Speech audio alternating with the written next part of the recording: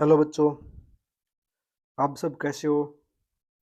आज हम फिर लेके आए हैं आपके लिए साइंस का पेपर क्लास 10th के लिए जो कब हुआ था 2023 में हुआ पेपर है। सेट क्या है? बी है। ये पेपर हमें आपके लिए क्यों करवा रहे हैं? क्योंकि आपका 90% पेपर इन्हीं पे पिछले पेपरों में से देखने को मिलेगा। ठीक है, यानी मोस्ट इंपोर्टेंट क्वेश्चन जो बार बार रिपीट हो रहे हैं वे क्वेश्चन यहाँ पर मिलेंगे आपको। और कुछ एमसीक्यू होंगे, वन लाइनर भी होंगे जो आपको क्या देखने को रिपीटेड मिलेंगे और वे आपके पेपर में आएंगे और आपके क्या होंगे, फायदेमंद होंगे। और आपको इसका पता है रिजल्ट के पेपर का पैटर्न किस हिसाब से आता है, आपको ये भी पता चलेगा। ठीक है, अब हम क्या करते हैं, स्टार्ट करते हैं। हमारा पहला क्वेश्चन क्या रहेगा, चलते हैं पहला क्वेश्चन की तरफ। पहला क्वेश्चन में इसने क्या किया गया है, बहुत लैंग्वेज में कराएंगे, हिंदी और इंग्लिश में। ठीक है, फर्स्ट क्वेश्चन रहेगा हमारा, सफेद रंग का 7 रंगों में बटना कहलाता है। क्या कहलाता है सफेद रंग का 7 रंगों में बटना? क्या? विक्षेपण। विक्षेपण यानी डिस्पर्शन। क्या हुआ? डिस्पर्शन। ठीक है, the splitting of white light into 7 colours known as, किसने जान देंगे, डिस्पर्शन। ठीक है, यानी एक प्रिज्म होता है ये, और कलर को ये 7 रंगों में बांट देते हैं। हमें पता होना चाहिए कौन से कलर की क्षमता ज्यादा होती है, कौन से कम होती है, यानी वेवलेंथ के अनुसार। वी बिग रो हम उस ट्रिक से हम याद भी करते हैं। अब चलते हैं क्वेश्चन नंबर हम 2 की तरफ। निम्नलिखित में से कौन सा जीवाश्म ईंधन है, यानी जीवाश्म ईंधन की बात पूछी गई, कौन सा है? जीवाश्म ईंधन कौन से होते हैं, इसकी डेफिनेशन आप लिखकर बताएंगे। और इसमें कौन सा है बताना है, कोई कोयला भी है, प्राकृतिक गैस भी है और पेट्रोल भी, तीनों। तो इसका राइट क्या हुआ, उपयुक्त सभी। क्या हुआ? उपयुक्त सभी। अब बात करते हैं इंग्लिश में, क्या क्या है, which of the following are a fossil fuel. ठीक है, तो क्या हुआ, कोयल भी होगा, नेचुरल गैस भी और पेट्रोलियम होगा, ऑल ऑफ दिस क्या होंगे, तीनों होंगे। ठीक है, अब चलते हैं क्वेश्चन नंबर 3 की तरफ। विद्युत आवेश का एसआई मात्रक क्या होगा?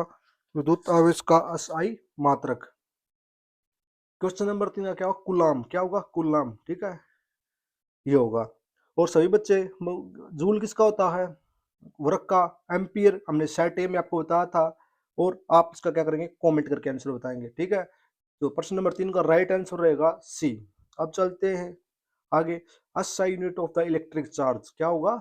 कूलाम। ठीक है, अब चलते हैं हम नेक्स्ट की तरफ, चिपको आंदोलन। ठीक है, चिपको आंदोलन कहाँ से आरंभ हुआ था? ठीक है, सभी बच्चों को पता होगा चिपको आंदोलन क्या था, ये पेड़ों से संबंधित था और ये कहाँ से हुआ था? उत्तराखंड से हुआ था। और गांव का नाम पूछा जाए तो क्या होगा? चमोली। ठीक है, चमोली गांव का नाम होगा ये। ठीक है, इंपॉर्टेंट क्वेश्चन बनता है, ये कई बार रिपीट हुआ है। चिपको आंदोलन वाज स्टार्टेड कहाँ से हुआ? उत्तराखंड से। ठीक है, चलते हैं आगे प्रश्न नंबर 5 की तरफ।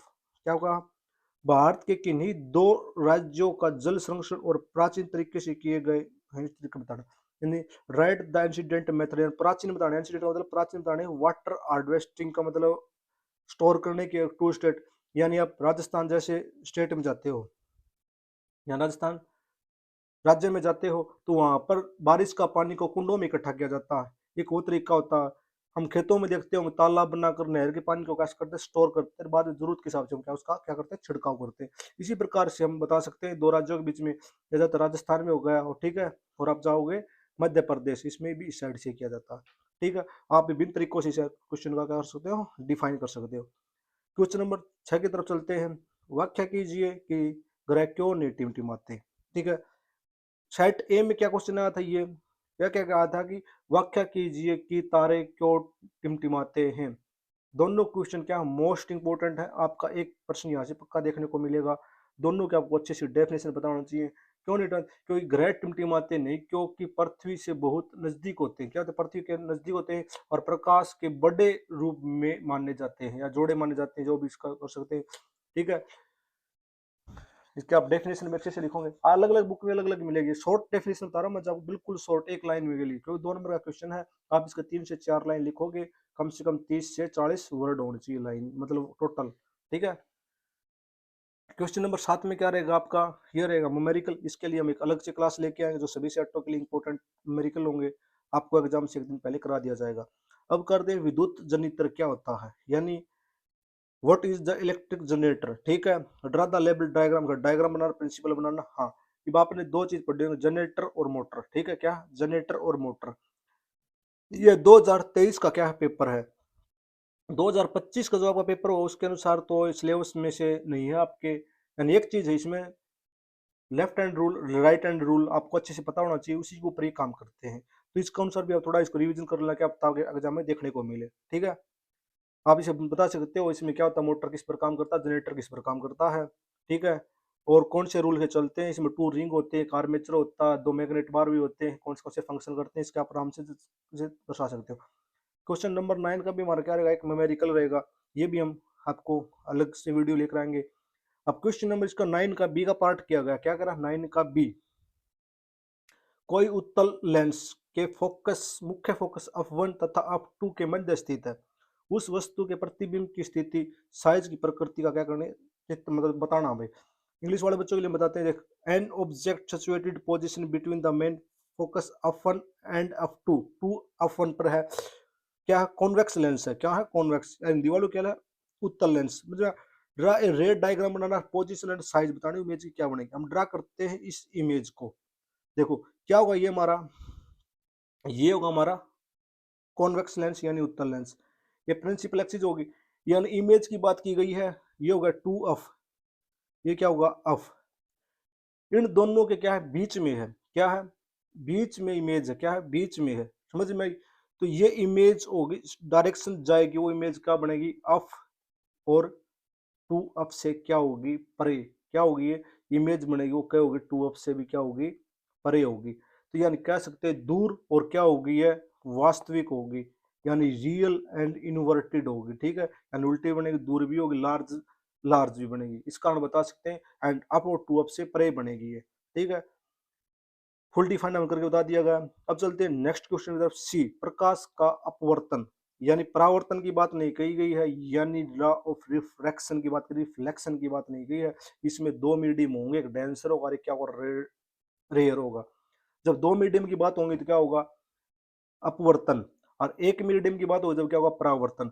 हमें पता होना चाहिए, एक मीडियम क्लोज कर लेते हैं, एक मीडियम, फिर यहाँ से कोई एक किरण आती है, कौन सी, इंसिडेंट रे, और रिफ्लेक्टेड होने के बाद यहाँ पर क्या होगा, हमारा पोल, वो यहाँ पर डेंसर मीडियम है, यहाँ पर क्या रेयर मीडियम है, और डेंसर में आएगी तो क्या होगी, पोल की तरफ क्या होगी, अभिलंब की तरफ क्या होगी, मुड़ेगी, और जब ये मुड़ती है तो आगे जाती है, जब ये डेंसर से क्या वापस क्या आती है, रेयर में आती है, तो वह क्या होगी, दूर होगी, बियॉन्ड टू पोल, यानी पोल से क्या होगी, दूर, यही बताना हमें। यानी एंगल हमेशा कम और क्या आपको ज्यादा देखने मिलेगा, समान एक नहीं देखने मिलेगा। परावर्तन में एंगल क्या आपको, एंगल आई और एंगल आर क्या होगा, आपका बिल्कुल सेम होगा।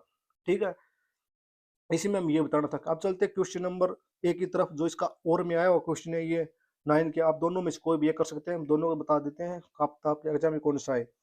निम्नलिखित स्थिति में प्रयुक्त किए दर्पणों के प्रकार बताइए, दर्पणों के क्या बताने, प्रकार बताने। ठीक है, किसी वाहन के 500, यानी जो साइड मिरर होता है व्हीकल में, यानी मोटरसाइकिल में देखा होगा, आप पीछे से देखते हो, कौन से मिरर का प्रयोग किया जाता है, कौन सा होता है, उत्तल लेंस, क्या होता है, उत्तल लेंस, यानी उत्तल दर्पण बोलते हैं इसको, क्या उत्तल दर्पण होगा, लेंस नहीं होगा, क्या होगा, दर्पण। ठीक है, क्यों करते हैं इसका उत्तल दर्पण का प्रयोग, कोई भी इसका हमारे पास कारण होगा, क्या होगा, कोई तुम्हारा क्या होगा, कारण होगा, क्योंकि उत्तल दर्पण का एक कार्य ये है, लार्ज इमेज होगी उसको छोटे साइज में दिखाना। यानी हमारे पीछे बहुत बड़ा रोड होता है, हम छोटे शीशे में उसको पूरे तरीके से देख सकते हैं, पीछे हमारे पास कोई ट्रक आ रहा है, गाड़ी आ रही है, हम उस शीशे में देख सकते हैं। ठीक है, तो इसका क्या होगा, बड़ी इमेज को छोटी इमेज में कन्वर्ट करना। ठीक है, सौर बत्ती क्या होती है, ये क्या होती है, उत्तल लेंस होता है, क्या होता है, अवतल लेंस होता है, सौर बत्ती में क्या होता है, अवतल। इसका प्रमुख क्या होता है, ये सभी किरणों को, आती हुई किरणों को क्या करता है, ये इकट्ठी करके एक पॉइंट पे क्या करता है, स्टोर यहाँ पर डाल देता है, और क्या करता है, ऊर्जा को ज्यादा हीट में कन्वर्ट कर देता है, सभी किरणों को इकट्ठा करके एक पॉइंट पर करता है, क्या होता है, ज्यादा ज्यादा मात्रा में हीट ऑब्जॉर्व होती है, फिर जिससे हमें क्या होती है, ऊर्जा मिलती है, ठीक है, उत्तर की कारण सहित पुष्टि हमने बता दी, मतलब क्या क्या कारण इसके क्या हो सकते हैं। अब चलते हैं क्वेश्चन नंबर बी की तरफ, जो 9 का बी पार्ट रहेगा, कोई वस्तु अवतल दर्पण के वक्रता के अंदर सी पर स्थित है, उस वस्तु की प्रतिबिंब की स्थिति तथा साइज तथा प्रकृति का रेखा चित्र बनाइए। वही क्वेश्चन है, तो थोड़ा अलग पूछेगा। कौन सा क्वेश्चन है ये, अवतल दर्पण। चलो क्या है, देखो हम बताते हैं बारी बारी, क्या होगा, अवतल दर्पण। बात करते हैं हम इंग्लिश में, तो कौन सा रहेगा ये, कॉनकेव मिरर। और वक्रता के अंदर क्या, वक्रता के अंदर यानी सेंटर ऑफ कर्वेचर से क्या स्थित है, उस वस्तु की प्रकृति, स्थिति और साइज के बारे में क्या बताना है। तो हम बात करते हैं प्रिंसिपल लक्ष्य, ये हमारा क्या होगा, कौन सा लेंस रहेगा, सभी कमेंट करके बताएंगे हम, क्वेश्चन के अनुसार हम क्या बनाया है, कौन केव बना दिया। जो हमारी इसने क्या क्या बात है, सेंटर ऑफ कर्वेचर पर क्या हमारी वस्तु स्थित है, हमने बताया सी। ये रहेगा हमारा focal length of.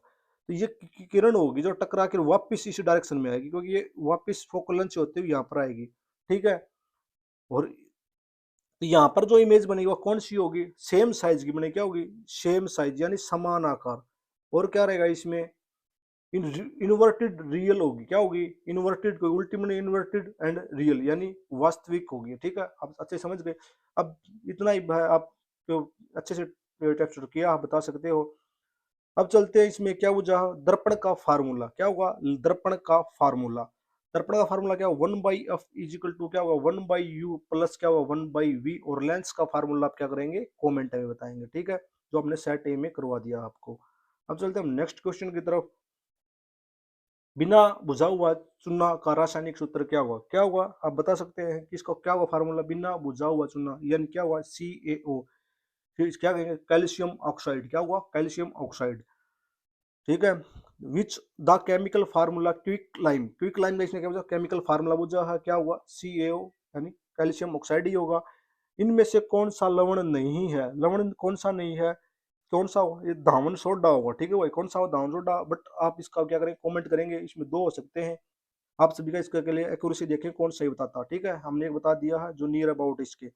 Which of the following is not a salt, क्या हुआ, नॉट ए साल्ट बताना, तो क्या होगा, वॉशिंग सोडा, ठीक है। अब चलते हैं हम नेक्स्ट की तरफ।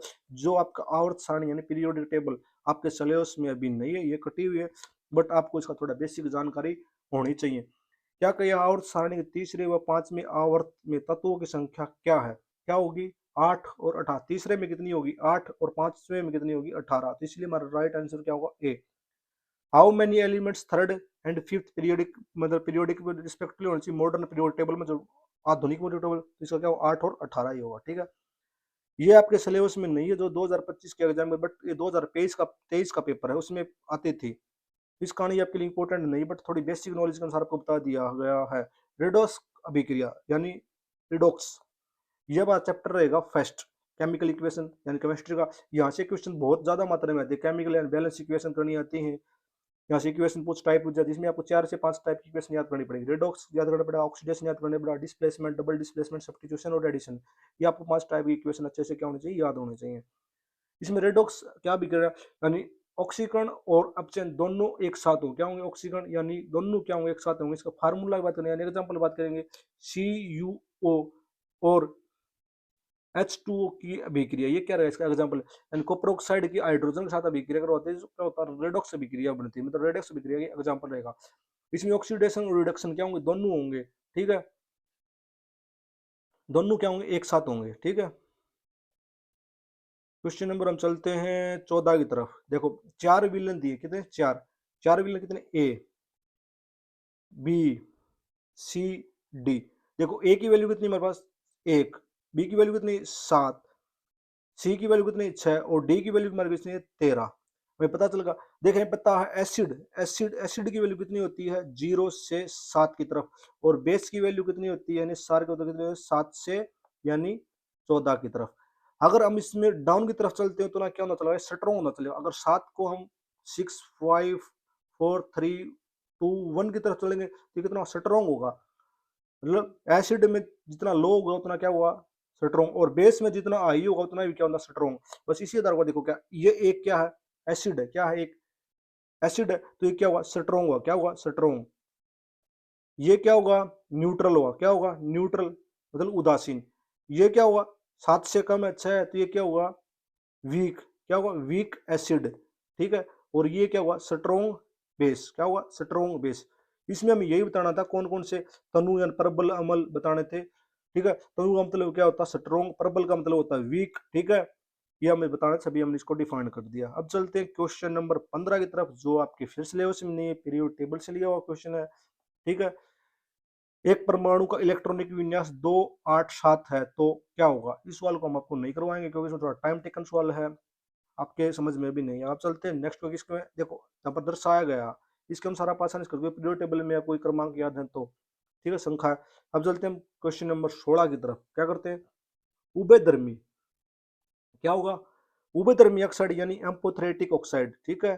हमें पता होना चाहिए कौन कौन से होते हैं। जो धातु ऑक्साइड अम्ल और क्षार दोनों के साथ क्या करते हैं, अभिक्रिया करते हैं, वे क्या हैं, ऑक्साइड होंगे जो एसिड एंड बेस के साथ बहुत आर के होंगे, रिएक्टिव करेंगे और लवण यानी साल्ट एंड वाटर बनाते हैं। ठीक है, हमें पता चल गया। और इसके बात करेंगे, इसके एग्जाम्पल की बात करेंगे, क्या हुआ, एल्यूमिनियम Al2O3 यानी एल्यूमिनियम ऑक्साइड, या किसी का नाम मिल्क ऑफ मैग्नीशियम भी कहा जाता है, यानी ZnO या जिंक ऑफ ऑक्साइड। इसके क्या रहेंगे, दो एग्जाम्पल रहेंगे। यह क्वेश्चन बहुत बार रिपीट हो रहा है एग्जाम में, बार बार पूछा जा रहा है। एक्सप्लेन करना है meaning of the malleable and ductile with example, यानी अज्ञा तन्यता और तन्यता के बारे में। देखो, अज्ञा तन्यता और यानी क्या होता है, मेलेबिलिटी। मेलेबिलिटी का मतलब जैसे पीट पीट कर यानी थोड़े से पीट कर क्या बनाया जा सके, चादर। ठीक है, चादर किसी की बनाया जा सके है Ag यानी चांदी, इसका क्या रहेगा एग्जाम्पल, चांदी। और डक्टाइल, डक्टाइल का मतलब क्या बना जाएगा, तार। और तन्य तार, डक्टाइल का मतलब क्या होता है, तन्य तार। तय इसमें तय से क्या होगा, तार। और तार किसका बना जाता है, सोने का, यानी Ag। ठीक, Au क्या होगा, Au।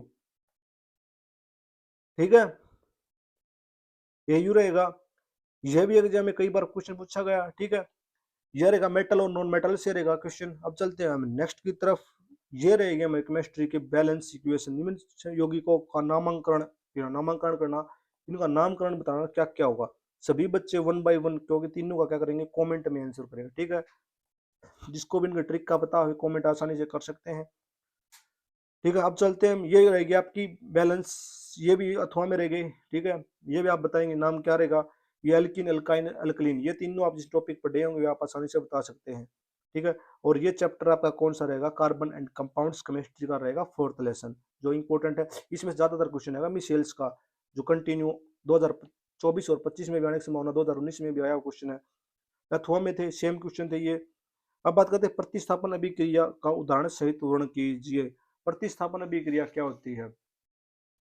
ठीक है, प्रतिस्थापन अभिक्रिया मतलब क्या होगी, एक मोर रिएक्टिव लेस रिएक्टिव में क्या होगा, बदल लेगा। ठीक है, या उसके साथ रिएक्शन करेगा, तो ये क्या होगा, प्रतिस्थापन अभिक्रिया होगी, यानी बदलने का कारण करेगा। इसके लिए एग्जांपल की बात करेंगे, क्या हुआ, CH4 प्लस Cl2, और ये रिएक्टेंट करने में CH3Cl प्लस HCl, ये बनेगा। देखो यहाँ पर Cl2 यहाँ पर था, Cl2 यहाँ पर भी गया और यहाँ पर भी गया, क्योंकि दोनों के साथ क्या है रिएक्टिव। और हाइड्रोजन यहाँ पर क्या CH4 कितने थे, यहाँ पर 4 थे, यहाँ पर कितने 3, और एक वहां पर गया। ठीक है, यानी हायर होगा वो क्या करेगा, दूसरे को देगा। ठीक है, प्रतिस्थापन करेगा यानी। ठीक है, ब्यूटेन का संरचनात्मक सूत्र यानी structure of formula butane. Butane का मैं क्या बताना, फार्मूला बताना क्या रहेगा, जिस चीज बता कॉमेंट भी करेंगे। बट क्या हुआ, C4H10, ये क्या रहेगा, फार्मूला रहेगा। एक नंबर का क्वेश्चन हमें इतना ही बताना था। हम चलते हैं, बायो के क्वेश्चन स्टार्ट हो गए यहाँ से, क्योंकि लाइफ साइंस बायो स्टार्ट हो गए यहाँ पर पुनरुत्थान भवन, यानी आप इसे हिंदी में नहीं समझ सकते, इंग्लिश में रीजनरेशन इज फाउंड, इसका क्या नाम क्या है, किस किस में पाया जाता है। ठीक है, इसके आप तीन याद, प्लेज्मोडियम, हाइड्रा, यूथोलिस, ये तीन होते हैं। बट आपका एग्जांपल में क्या है, दोनों है, हाइड्रा और प्लेनेरिया। तो क्या हुआ, ए एंड बी क्या होगा, राइट आंसर होगा। ठीक है, अब चलते हैं नेक्स्ट। पक्षी किससे बहुत निकट संबंध होते हैं, क्या हुआ, सिर्फ से, क्या होता है, सिर्फ से बहुत अधिक निकट संबंध होता है उनका। ठीक है, अब बात करते हैं, यानी birds are very close relative, किसके रिलेटिव होते हैं, कैपिटल। ठीक है, अब चलते हैं, देखो क्या होगा, यह हमारा इम्पोर्टेंट क्वेश्चन है। निम्नलिखित में कौन प्रथम पोषी स्तर से संबंधित है, यानी उत्पादक, यानी जो अपने आप भोजन करना था उसको प्राथमिक उपभोक्ता होगा, कौन सा होगा, प्राथमिक, यानी क्या होगा, राइट आंसर क्या होगा, ए। ठीक है, which of the following beings first trophic level, ठीक है, क्या होगा, प्राइमरी कंज्यूमर, प्राइमरी कंज्यूमर होगा जो खुद भोजन बनाता है। मानव का वैज्ञानिक नाम क्या होगा, सभी बच्चों को पता होगा, क्या होगा, होमो सेपियंस। हम लिख देते हैं, आपको लिखने में कोई गलती नहीं करा, क्योंकि यहाँ पर ऑप्शन नहीं है। क्या होगा, होमो, ऐसे लिखना है, थोड़ा स्पेस देके क्या लिखना है, सेपियन। ठीक है, इसको लिखने में कोई गलती नहीं करेगा। अगर यहाँ पर आपको समझ में नहीं आया तो इसको अच्छे से गूगल पर देखकर आपको अच्छे से नाम लिखना, क्योंकि आपको पक्का एक नंबर को देखने को मिलेगा। ठीक है, अब चलते हैं हम आगे नेक्स्ट की तरफ, क्वेश्चन नंबर 22 की तरफ। अपघटन की भूमिका क्या होती है, अपघटन क्या होता है, को कीड़े मकोड़े जीवाणु बैक्टीरिया द्वारा कोई मर्त बॉडी को उसे अपघटन करना, यानी कि मिट्टी के नीचे दबकर उसका क्या होना, अपघटन होता है, वही क्या होता है, अपघटन होता है। 1 नंबर का क्वेश्चन आप डेफिनेशन में आराम से बता सकते हो। तंत्रिका कोशिका का नाम चित्र बनाना, यहाँ पर आपको डायग्राम ड्रा करना, which is the label diagram of the neuron, ठीक है। हाँ, बायो में आपके 2 से 3, एक 2 नंबर का और एक 3 नंबर का 2 डायग्राम बनाने पूछे जा सकते हैं आसानी से, आपको अच्छे से पता होना चाहिए, ठीक है। और फिजिक्स में लेंस से संबंधित आएंगे, आपको डायग्राम पूछेंगे। उस क्रियाविधि का नाम बताइए जिसके द्वारा हार्मोन का सत्यापन परिशुद्ध मात्रा में होता है। इंपॉर्टेंट क्वेश्चन, ठीक है। हार्मोन का सत्यापन परिशुद्ध से होता है, किससे होता है? वे अंग जो एक समान कार्य करते हैं लेकिन संख्या ये नहीं है, वही ठीक है, ये इस क्वेश्चन में बता रहे हैं हम थोड़ा। तो इस क्या होगा, आप बता सकते हो। यानी पीयूष ग्रंथि का कार्य क्या होता है, ठीक है। पैनक्रियाटिक का क्या होता है, हार्मोन का सत्यापन परिशुद्ध मतलब मात्रा में बता सकते हो, आप इसको पढ़ लेना एक बार अच्छे से। समरूप अंग क्या होते हैं, क्या होते हैं समरूप अंग, यानी एनालोगस ऑर्गन्स। क्या होंगे? वे अंग जो समान कार्य करते, क्या कहते हैं, समान कार्य करते, लेकिन संरचना क्या होती है, अलग अलग होती है। क्या होती है? संरचना क्या होती है, अलग अलग होती है। और कीटों और पक्षियों के क्या हो गए, पंख हो गए। क्या हो गए? कीटों और पक्षियों के पंख, ठीक है।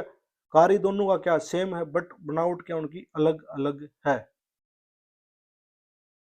क्वेश्चन नंबर 26, गर्भ निरोध विभिन्न युक्तियों के बारे में क्या होगा, आप किस प्रकार क्या क्या यूज कर सकते हैं, किस किस प्रकार के हम कर सकते हैं, वेरियस कॉन्ट्रासेप्टिव मेथड, ठीक है। आपको विभिन्न देखने को मिलेंगे, टैबलेट्स, ठीक है, फिर कॉपर्टी, इस प्रकार के आप एनी मेथड आपको बुक में मिलेंगे, आप अच्छे से क्या पढ़ दो।